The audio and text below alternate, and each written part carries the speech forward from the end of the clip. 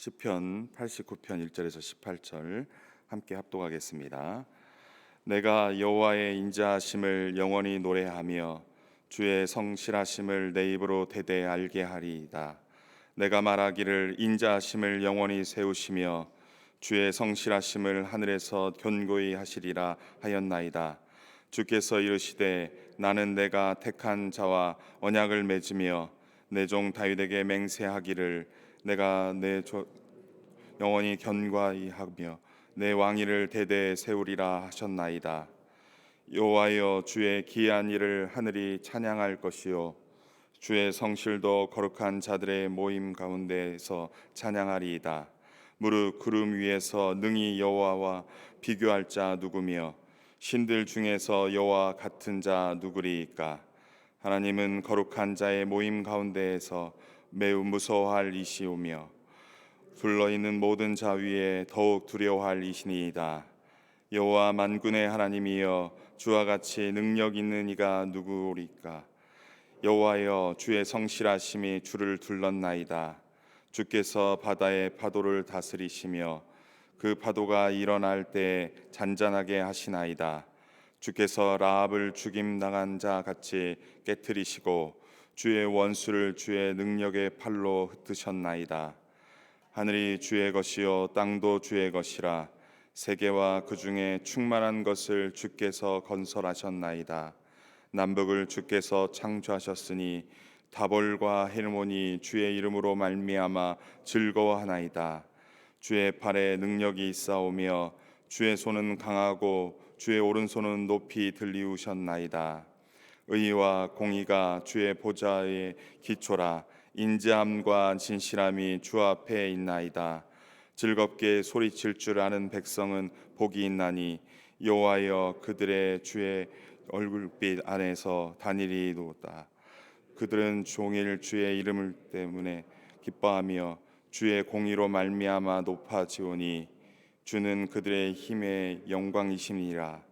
우리의 뿔이 주의 은총으로 높아지오리니 우리의 방패는 여호와께 속하였고 우리의 왕은 이스라엘의 거룩한 이에게 속하였기 때문이다.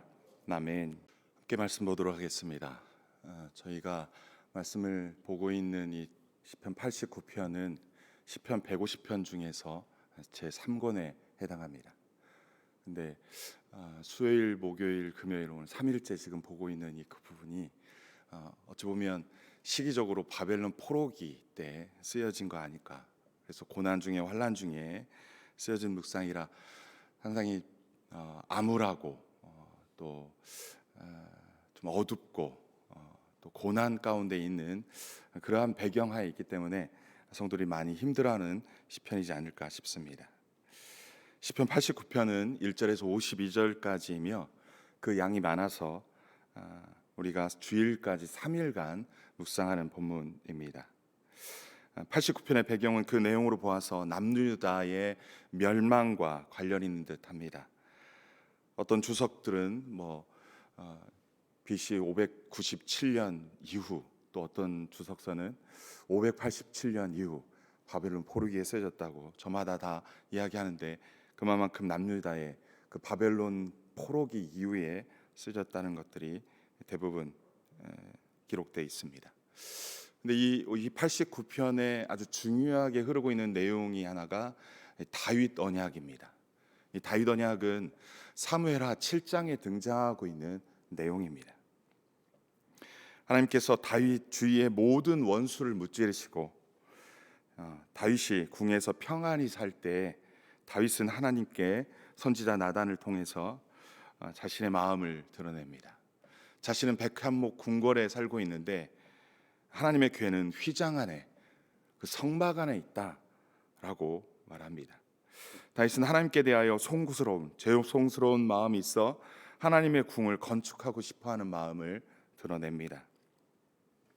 그러자 그날 밤에 하나님께서 나단 선지자에게 다윗의 그 마음을 아시고 말씀합니다. 그것은 네가 나를 위하여 내가 살 집을 건축하겠느냐? 여호와 너를 위하여 집을 짓고 내 수완이 차서 네 조상들과 함께 누울 때 내가 네 몸에서 날 네 씨를 내 뒤에 세워 그의 나라를 견고하게 하리라. 그는 내 이름을 위하여 집을 건축할 것이요 나는 그의 나라 왕위를 영원히 견고하게 하리라. 나는 그에게 아버지가 되고 그는 내게 아들이 되리니 그가 만일 죄를 범하면 내가 사람의 매와 인생의 채찍으로 징계하려니와 내가 네 앞에서 물러나게 한 사울에게서 내 은총을 빼앗은 것처럼 그에게서는 빼앗지는 아니하리라.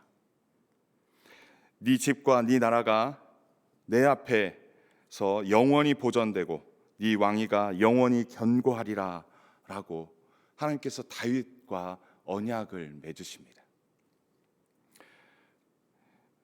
하나님께서는 이 다윗과 맺으신 언약은 영원한 언약이라고 말씀합니다. 그런데 유다가 바벨론에 의해서 멸망당했습니다. 유다가 바벨론으로 끌려갔습니다. 그 하나님이 영원히 함께 하시겠다고, 지키겠다고, 견고히 세우겠다라고 그렇게 약속하셨는데 지금 상황은 그들을 끌고 간 것입니다. 성전은 파괴됐고요, 예루살렘 성전은 파괴됐고요, 수많은 사람들은 죽임을 당했고요, 포로로 끌려갔다는 것입니다. 다윗 언약이 산산이 깨지고 부서진 상황 가운데 지금 이 이스라엘 백성, 끌려간 그 백성들은 다시금 다윗 언약을 회복해 달라고 탄식하는 시가 이 시편 89편이다라는 것입니다. 그래서 이스라엘 백성들은 그 공동체로 함께 하나님 앞에 탄식하는 것입니다. 어제 보았던 건 개인의 탄식시라면 오늘은 공동체의 탄식시입니다.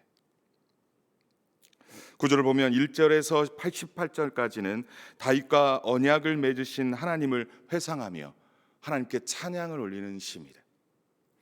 19절부터 37절은 사무엘하 7장에 나타나는 다윗과의 언약을 맺으신 일을 시적으로 표현하고 있고요. 또 38절에서 51절은 다윗 왕조가 산산이 부서진 것을 보며 다윗 언약을 회복해 달라는 탄식시로 이루어졌습니다. 시편이 좀 길지만 그 속에서 장르가 탄식시만 나오는 것이 아니라 찬송의 시도, 또 하나님의 신탁의 부분도, 그리고 탄식의 부분도 섞여 있는 좀 큰 시편입니다.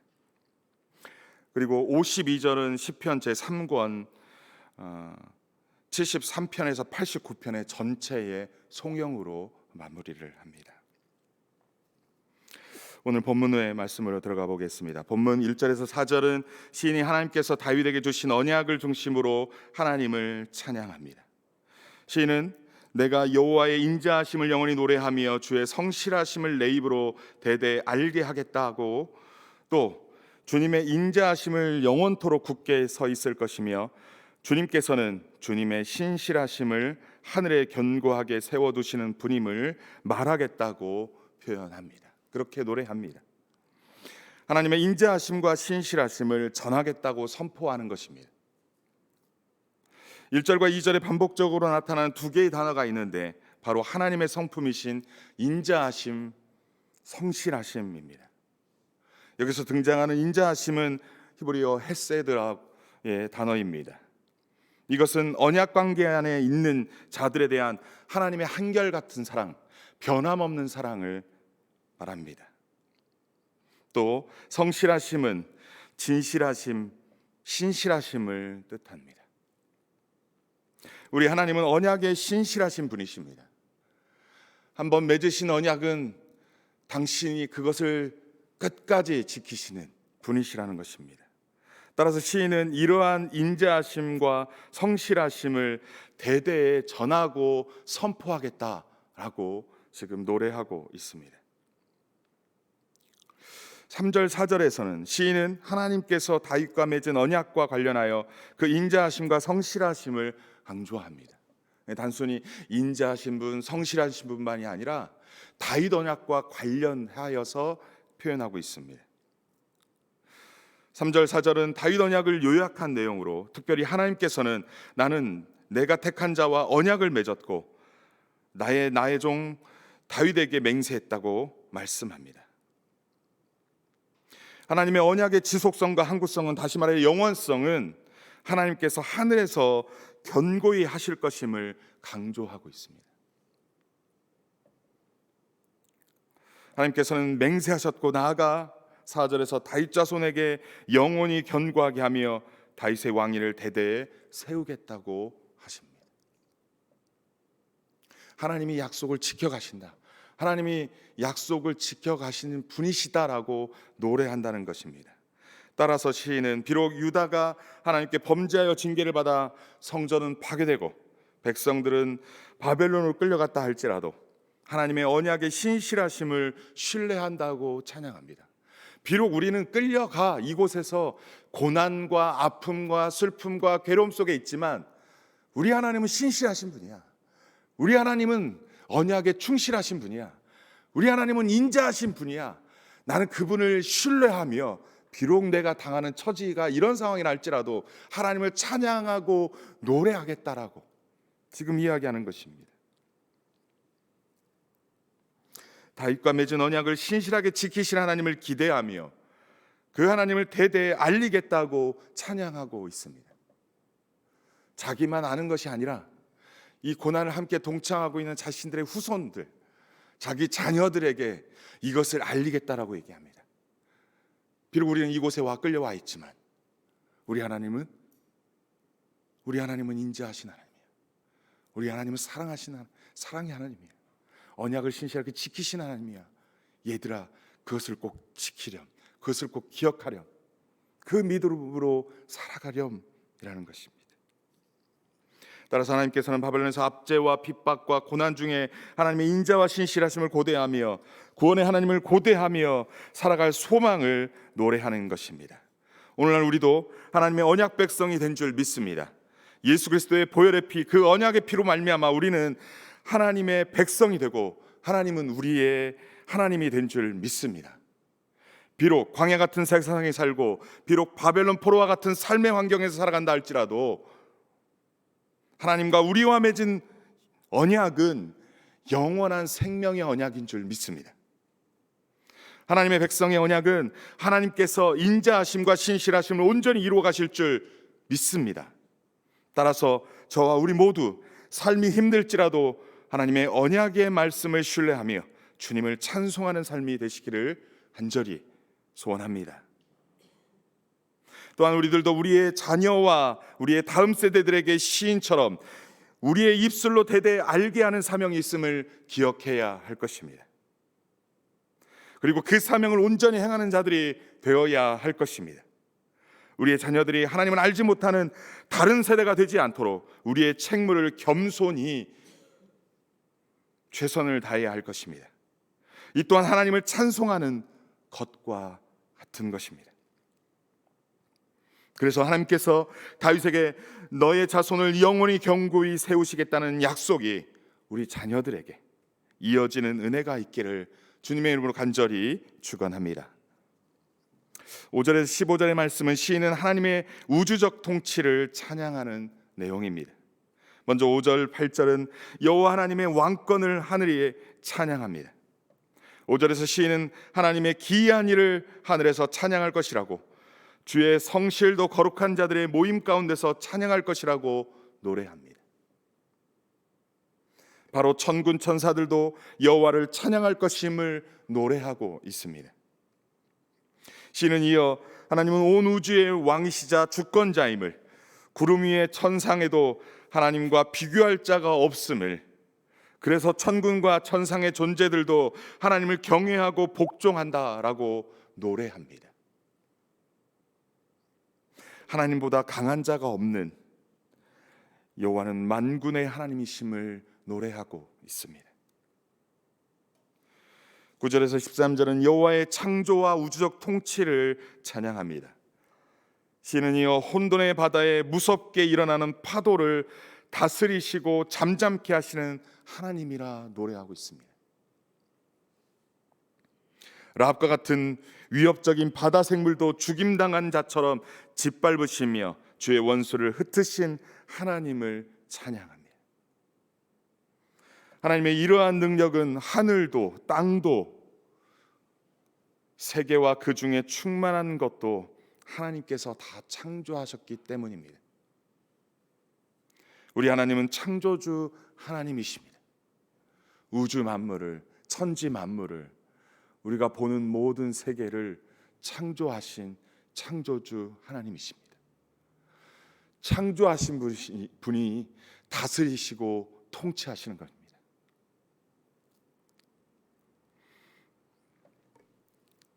어쩌면 시인은 하나님의 백성들이 바벨론에 끌려와 있는 모습이 대혼란의 상태로 여겼을 것입니다. 6.25의 난리, 또 그 험악한 난리를 경험한 사람들은 잊지 못할 것인데, 그 바벨론의 어떠한 그 엄청난 사건을 통해서 그들은 대혼란을 겪었던 것이죠. 그래서 아마도 대혼란의 상태로 여겼을 것입니다.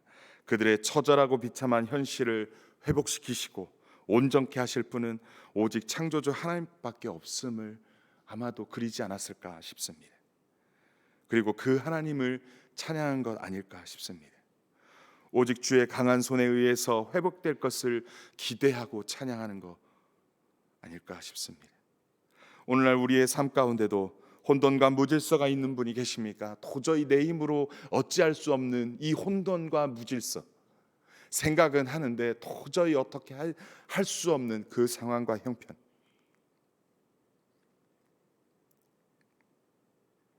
이러한 상황 가운데 회복시키고 온전케 하실 분은 하나님밖에 없음을 인정하고 그 하나님을 찬양하며 그 하나님만을 의지하는 저와 여러분에게 간절히 바랍니다. 오늘날 우리의 삶 가운데도 혼돈과 무질서가 있는 분들은 그 하나님 외에는 소망이 없다는 것을 인정합시다. 시인처럼 하나님의 능력을 찬양하며 하나님께 부르짖읍시다. 하나님을 의지하며 하나님께 요청하십시다. 인자와 성실이 가득한 주님께서는 능력을 행하여 구원해 주실 줄 믿습니다. 14, 18절에 여호와의 의와 공의, 인자함과 진실함을 찬양합니다. 하나님의 의와 공의가 하나님의 보좌를 받들고 인자와 진실함이 하나님 앞에 있다고 시인은 노래하고 있습니다. 하나님의 대표적인 성품들입니다. 하나님의 통치와 다스리심의 모습이 이러한 모습이라는 것입니다. 나아가 우리 하나님은 우리의 방패라고 고백합니다. 우리를 지키시고 보호하시는 분이시다라는 것입니다. 나아가 시인은 우리의 인간왕도 이스라엘의 거룩한 이에 속하였다 표현합니다. 이스라엘 입장에서 인간왕은 누구일까요? 바로 다윗 왕조입니다. 이스라엘의 거룩한 이는 하나님임을 표현합니다. 지금 시인은 하나님께서 선택한 다윗 왕조가 하나님의 은총으로 회복되기를 간구하고 있는 것입니다. 하나님의 의와 공의와 인자함과 진실하심으로 다윗 왕국을 회복시켜 달라고 노래하는 것입니다. 오늘날 우리는 어디에 속해 있습니까? 누구에게 속해 있습니까? 하나님의 의와 공의와 통치와 다스리심을 따라 살아가는 자들입니까? 하나님의 인자와 진실함을 닮아가며 그러한 모습을 우리의 삶 가운데 흘려보내는 자들입니까?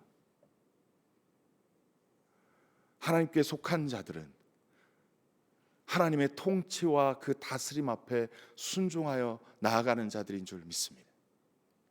하나님의 통치와 다스리심의 그 보좌의 기초가 바로 의와 공의라는 것입니다. 인자와 진실함이라는 것입니다. 그러한 삶으로 이스라엘 거룩한 분이신 하나님의 속한 자들이 되어 하나님의 방패 아래 거하는 은혜를 누리는 저와 여러분 되기를 주님의 이름으로 간절히 축원합니다. 말씀을 정리하겠습니다.